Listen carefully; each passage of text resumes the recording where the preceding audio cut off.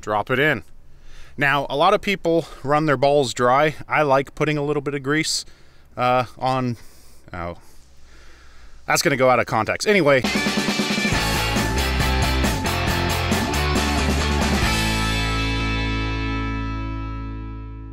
Welcome to the shop. I'm Jared, and this is Wrench Every Day. Behind me right here is the truck you've seen in the last couple episodes, my 2015 GMC Sierra Denali Heavy Duty 3500 or 3500 Heavy Duty, some variant of that with a Duramax engine, and I have outfitted it with a good number of Banks parts and done a bunch of maintenance to get it ready for today's episode, where I've teased a few Car Trek behind-the-scenes teasers. But this truck isn't the only thing behind me. Behind it is a 2004 Kaufman 3-car wedge trailer.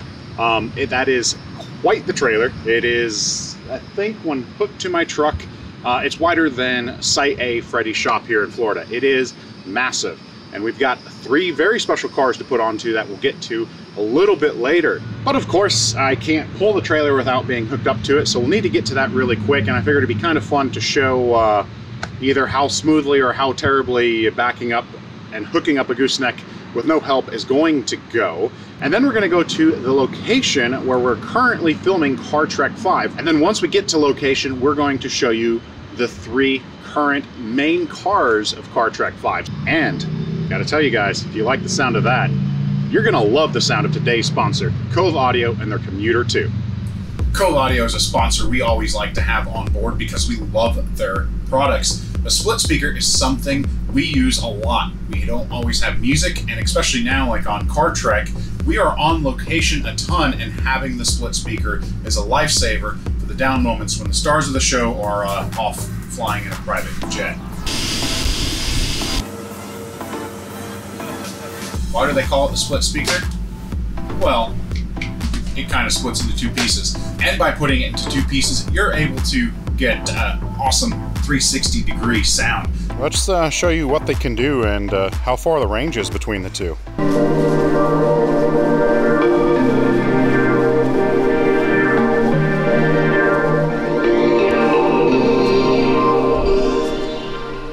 Well, looks like it covers the airplane hangar pretty well.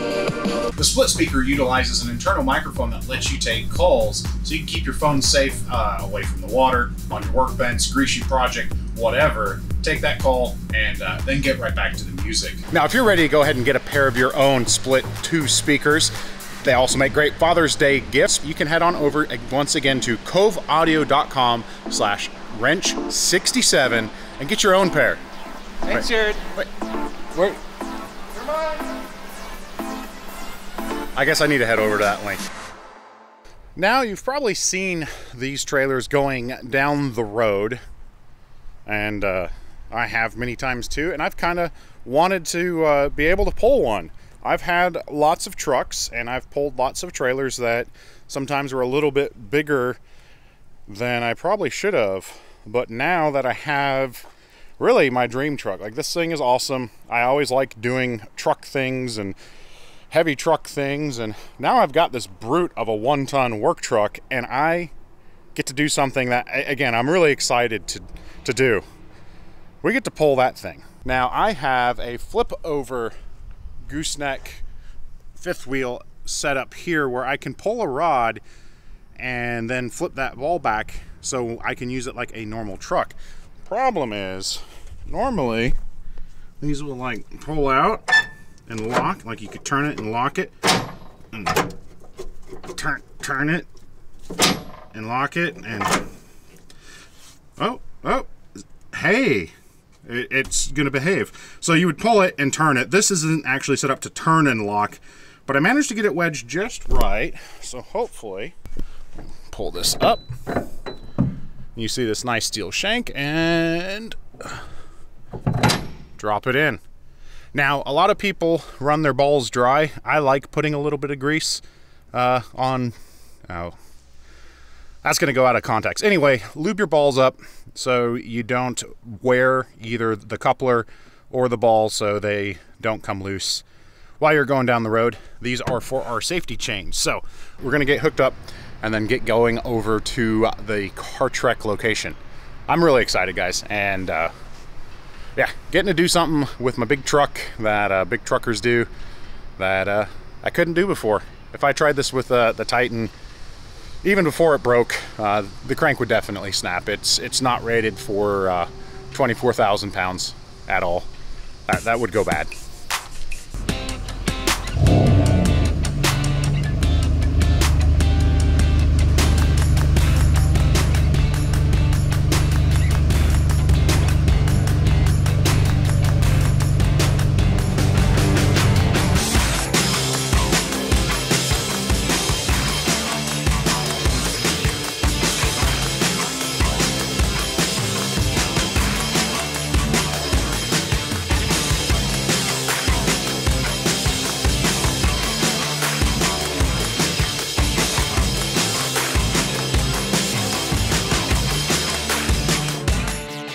As you can see, experience worked out there. We got that one quick backup. You get your safety chains and breakaway brake controller in. You get your lights plugged in and then do a quick walk around and check. I've got my flashers going, which lets me know my brake lights, and this is wired up for turn signals on the side as well as running lights. Those are all good, and now we start a drive. I headed out with trailer in tow from Site A to meet up with Tavarish, Tyler Hoover of Hoovy's Garage, and Ed Bolian of VinWiki on the set of the next Car Trek series. It was a good test run with the empty trailer to see how the truck would eventually handle a full load. First leg done. We are on set for day 3 of Car Trek filming. One thing I wanted to kind of do that I didn't talk about is how easily I backed up to this trailer and hooked up by myself. What you can do, a really simple trick, is if you look, this bed does have ribs in it, and they kind of extend all the way to the tailgate. So you can identify what your center rib is, and then know roughly, I know on the top of my bed I have these marks, so right at the front of it is where that ball sits. So very easily I just line up, follow that rib, and then kind of look to the side of the bed and look for this part to line up, so that hooks up very easily. Again, if you're ever going to tow something like this, make sure it is well within vehicle tow rating capabilities. This truck has nearly a 24,000 pound trailer capacity, but those numbers become affected depending on how much weight you have in the truck, how heavy you are, your luggage, your tools.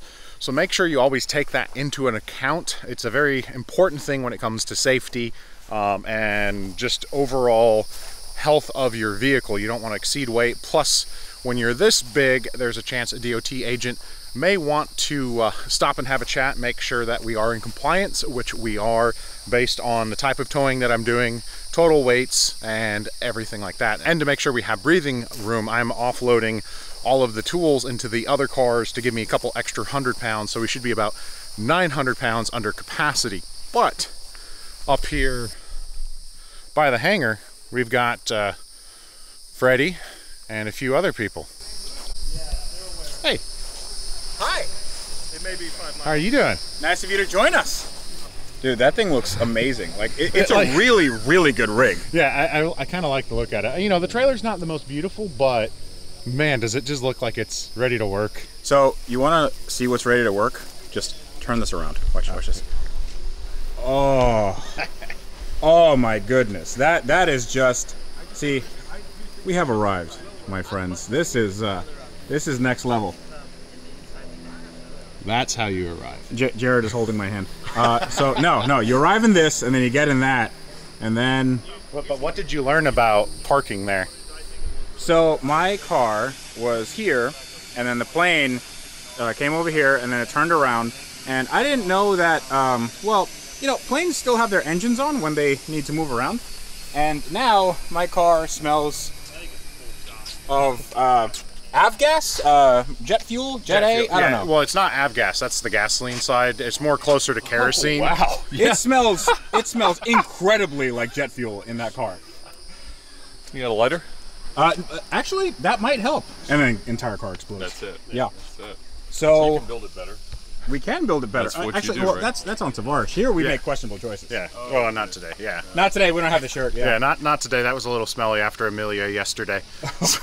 Okay, It's hot and sunny. Out of context, that was a really good phrase. So, if we use that with this and some other cars over there, I think it's going to be a very interesting day.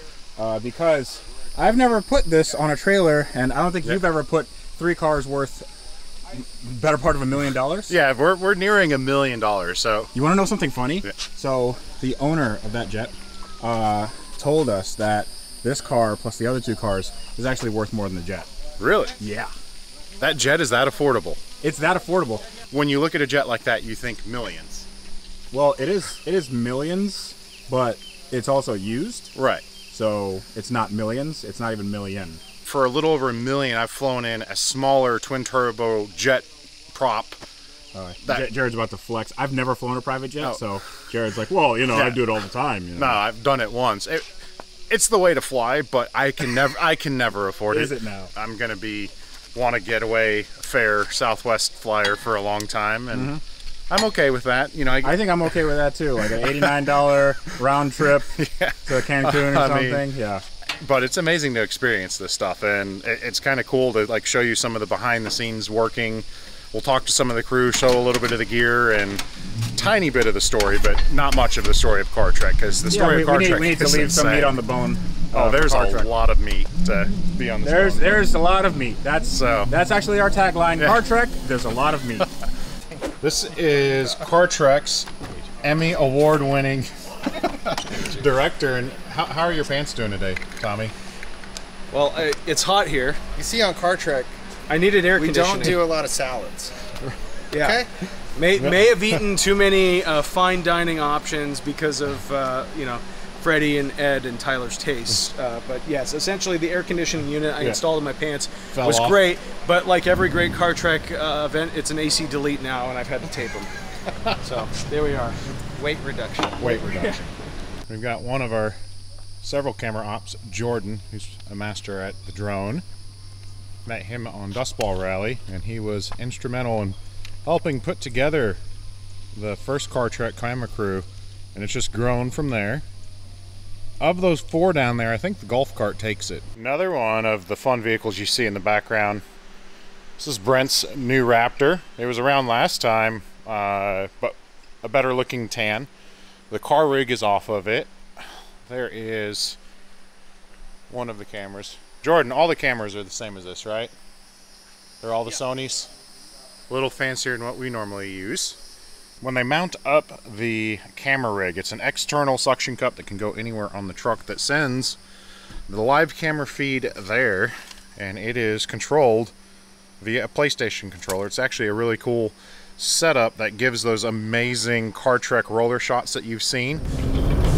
Whoa, whoa, whoa, whoa. There's a lot of body roll in this car. Whoa! And again, a way a lot of the shots are done. You've got plenty of GoPros. You got GoPros everywhere. You have audio recorders tucked in there. Another person that works hard at giving us good shots. Tim joined us last season to fill in a role that helps me, because on Car Trek, I kind of fill every hole there. There is PA, which is basically production assistant. They need it, I run and get it. Mechanic, audio guy in the very first one, and just general everything. And then they got Tim, who handles all of that production stuff for the most part. I still run and get miscellaneous things, but you do audio, camera, BTS photos, audio, GoPros, camera operating, everything. I think golf cart. The golf cart operator. We've got, with Tommy, the director, 5 crew. Right? Yeah, technically 5 crew, and it should really be minimum 10. But it's all kind of a passion thing, which is what's fun. So, all right, we'll just keep kind of exploring some of the stuff. Again, this is day 3. That's why we're all kind of rosy and already tired. Yeah. So when you see, when they're talking about the cars, reflecting back to a particular moment, or when you just need to fill a hole of something, we cut to these, what are called beauty shots. And it is all done at a couple of our different locations to just set up and give a whole lot more beautiful depth. Right, Grandfather Brent? Correct, sir. I didn't hear a word you said. That's the best way. This is for wrench every day. So yeah, you can be honest. You don't even have to hide your feelings about it anymore. I don't wrench every day though. Is that okay? You shoot every day. I do. Which is very important.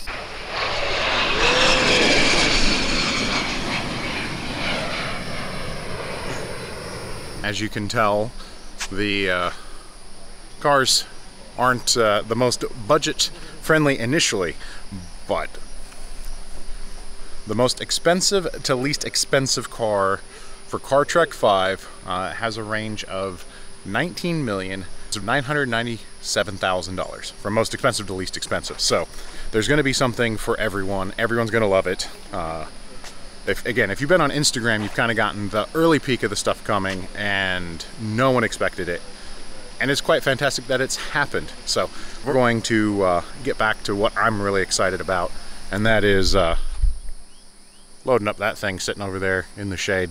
Now is sort of the moment of truth, because we have to put all these cars on that trailer, and I've never done this, you've never done this. Yeah, I've done single car, and I've done a 44-foot flat, but never a 3-car wedge, and never $1 million worth. So yeah, it should be fun. What could go wrong? All of it. Everything could. But it's not going to. It could. It's always. It's not going to. But the first thing we started with, it is not going to, Jared. There's insurance. It's under Ed's name. It's okay. This is my car. I'm not. Are you feeling okay with this? Oh, I feel 100%. Okay. But failure is always an option. Failure is not an option. Let's get these cars on the trailer.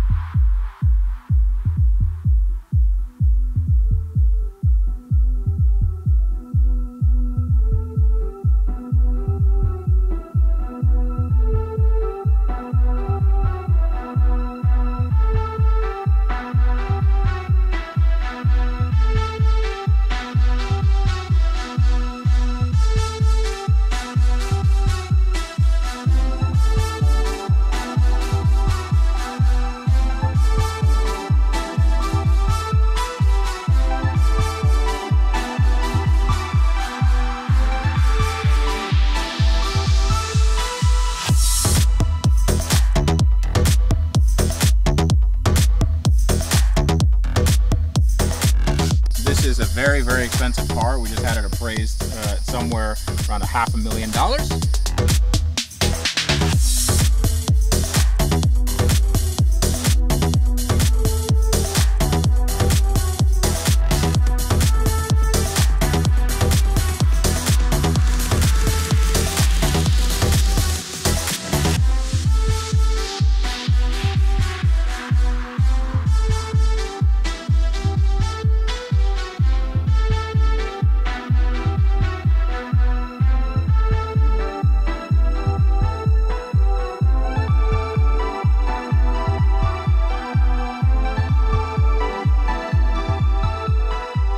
I don't know that we could get them any closer. Like, if we look, the back of the DBS is right on the back of the trailer.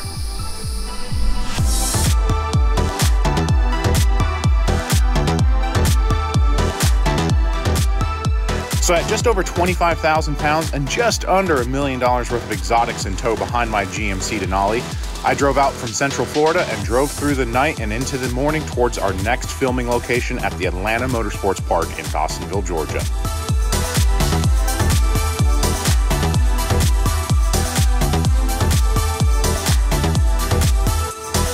And just a quick update with the wind. We are at a Love's. We still have 3 cars. They've not moved at all. As it turns out, if you don't drive insanely quick, you get good fuel economy in these trucks pulling. We're getting just about 12.5 miles a gallon, which is pretty fantastic when you consider everything we've got. We're about to hit into Georgia and see if any of those way stations yell at us for not pulling in.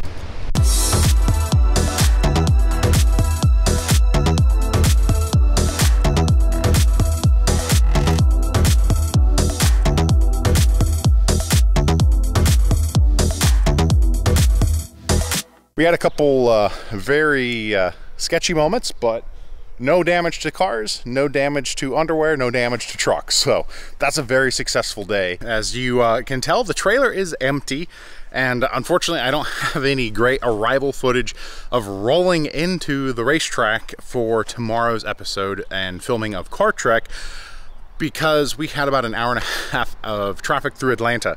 I left specifically very early to try to avoid any issues, and there were so many accidents that we got stuck at it anyway, and we had some detailers and other people needing to do a little bit of work to make sure the cars are ready for tomorrow and for the 3 guys when they get here. But I'll tell you what, I'm impressed. Let's see, there we go. I'm not good at this pointing thing. With that rig, my GMC there, the dream truck, the thing that I've wanted to be able to do big truck stuff, it does big truck stuff very well. I'm pleased with it. The little upgrades I've done have been perfect, and this one is playing a huge part in this series of Car Trek, which will be coming, I believe, when it's all done and edited, is I think targeted September release. Again, if you've seen the quality, it is not your traditional quick, you shoot it and have it out the next day. There is a lot of work that goes in the post-production of Car Trek, and this one is insane. I think you're gonna like it. So hopefully you had some fun with a little bit of the behind the scenes, some of the tech stuff, and just some of the silly stuff we do while filming. Again, they're like 14-hour days, and we all get completely exhausted, kind of silly, but have fun doing it and putting it together.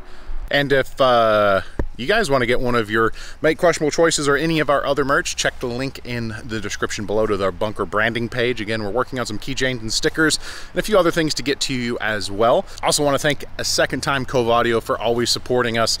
We love their products. We use them a whole bunch. And again, coveaudio.com/wrench67. You get to save a little bit over 67% on your own split 2 speaker. So that means we've got to go ahead and wrap up that, and I'm gonna go meet the guys and eat, because I've not eaten all day because I was nervous. I don't get nervous a lot, but turns out if you put me in care of $1 million worth of cars and then throw in a little bit of that Atlanta traffic, yeah, I get a little nervous. So that's okay.